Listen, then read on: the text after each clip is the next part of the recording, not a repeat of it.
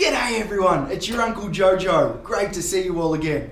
Today I've been asked a question by Tim. G'day Timbo. Thanks for your question on asbestos. Now, in Australia we used asbestos quite a bit through the 1960s, 70s and 80s. It was used quite often throughout the Second World War as it was a cheap material, and it's also really good for heat resistance, strength and water resistance as well.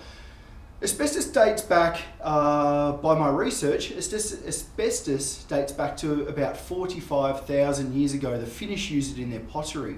It comes from a stone, it's a mineral, asbestos is a mineral, and it comes in long fibres in the stone.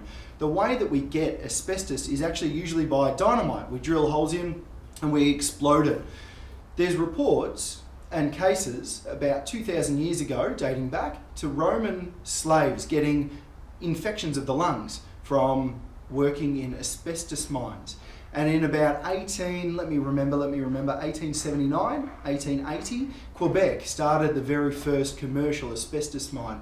And soon after, there were cases quite often of people having infections of the lungs. Asbestos is asbestosis, asbestos scarring the lungs is due to the fibres being so small. They come in long strands, but they're actually particles, and when they break up, they're like sharp knives and they can scar all of your lungs. Get into your lungs because they're water resistant, they don't break down, so growths grow around those pieces that have embedded into your lung, they don't break down, and then we get tumours, which can cause lung cancers and all of the rest of it. Not a medical profession, but you know what I'm saying. You don't want to be breathing it in. You can also ingest it as well. If you have it in your water, you can ingest it and it can get stuck in your stomach or your intestine lining as well. What I've got today, Timbo, is just to go off the beaten path a bit, to give you a bit of past history, but what I've got today is an old asbestos shed. We have a lot of these in the backyards of New South Wales, Adelaide, Brisbane, Queensland, Victoria. We're going to have a look at this. There's three different main types of asbestos that was used in Australia. There was a pink, there was only a little bit of asbestos in, and there was a lot of cement sheet. Then there was a grey, and then there's a black. Today what we've got is the black. It's discoloured because of the bleaching, but it's got a distinct pattern. So come with me and check it out. Here we've got some lining on the walls, and it's got a very distinct pattern. You can see this pattern all the way through. It's very distinct of asbestos, and you can actually see the fibres running through those.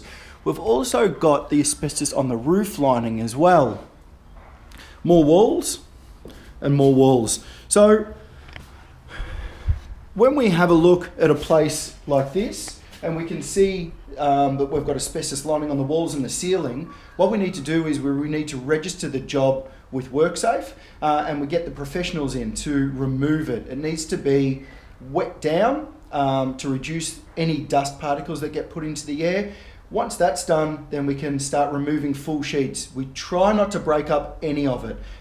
The less we break up the material, the better. The more particles in the air, the more chance of us getting any into our lungs or into our water supply. Once we've removed it all, we wrap it up into black plastic, and then we give it to the waste professionals to get rid of for us. When you have a home that you're not sure has got asbestos in it, we once used asbestos for lining of the eaves, bathroom, floors, walls, ceilings, obviously garages, lagging around pipes. You need to make sure that you've got none of that in your home, and the only real way to do that is to get the professionals in to have a look at it. It's not worth doing a home renovation, extension or alterations without knowing for sure that you've got the right measures in place to ensure the safety of your family, especially if you've got growing kids.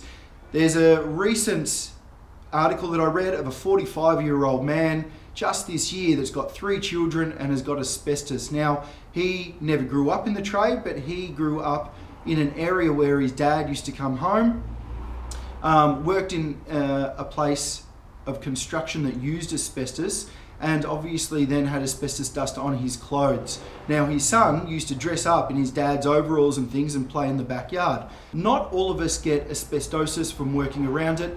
It's kind of like a bee sting. Some of us are allergic to it and some of us aren't. But the more that we allow ourselves to be around it, the more likely we are to get asbestos or asbestosis or scarrings of the lungs, and that can lead to other bits and pieces associated with it. So please be careful, long and short of it.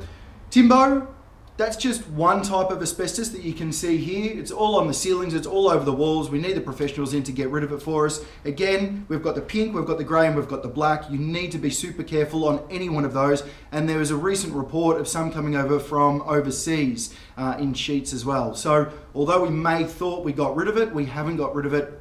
There are still many countries that are still producing it.